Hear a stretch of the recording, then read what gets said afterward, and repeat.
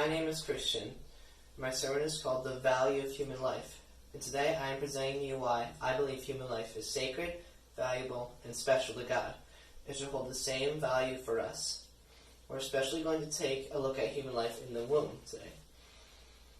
Now, if you look right in the first book of the Bible, human life is held to a value. Genesis 1:27 says, "So God created human beings in His own image. In the image of God He created them. Male and female He created them." Because we bear God's image, we are His most valued part of creation. And if you look at another verse, Jeremiah 1:5, it says, "I knew you before I formed you in your mother's womb."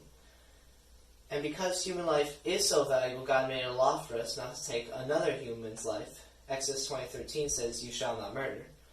Now, there are actually multiple ways to break this law. In fact, you can even do it in your mind. I'm going to, however, focus on the violation of abortion. And not too long ago, I didn't think about how awful abortion actually is. It never really crossed my mind, and I didn't seem to really even care. Till one day I was listening to my dad play a song he made about abortion. And I was listening to the lyrics and it hit me. People actually kill the most precious and innocent life form on the planet, and they do it in barbaric ways. And it was at that moment where God gave my dad the revelation to share this very special story with me, which is my testimony. 17 years ago, I was conceived out of wedlock. Now, my dad never even wanted to have kids in the first place. And even though they were both Christians at the moment, they thought their best option was to abort me and cover up the sin. Now, as they got up that day, they were ignoring each other.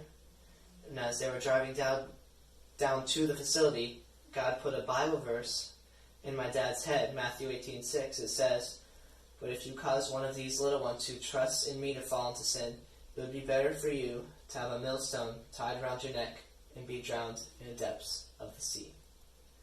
Now, my mom was a new Christian, so she represented the little one there. My dad was taking her to do what was really a pretty bad sin. She, however, was praying for the car to crash, for something to happen so that they wouldn't have to do this terrible deed.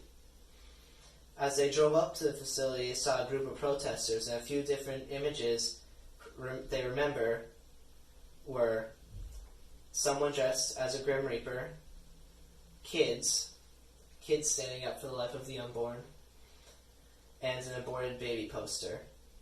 And at that moment, they were overwhelmed and awestruck because God had shown up in such a huge way at that moment. He clearly showed them that they were making the wrong choice. They drove around to the back and called the office. The lady told them that the protesters were crazy and that they were late and needed to get in there now. And as my mom looked at the building, she said she heard loud and clear from God, "If you go in there, I cannot go in there with you." And when I first heard that, I thought, wow, abortion facilities must be like hells on earth if God Himself refuses to go in them. Anyways, they decided to have me, and even in their sin, God made beauty. They were still scared because they were living together and married, but relieved. And now our family's big, we have 6 kids, and it really goes to show how God truly can change hearts. When I heard this story, not only were my eyes open on how terrible abortion really is, but it gave my life a whole new meaning. God saved me twice. He gave me eternal life, and He gave me the life on this earth, which I don't deserve.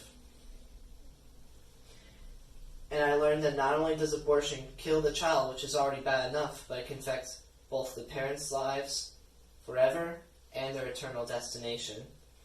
In closing, I would like to say I'm more passionate to stop abortion and like to reflect on a few Psalms regarding the sermon.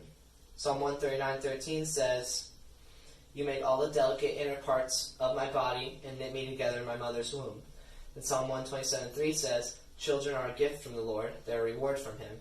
I'd like to leave you with this question: what can I do for the life of the unborn today?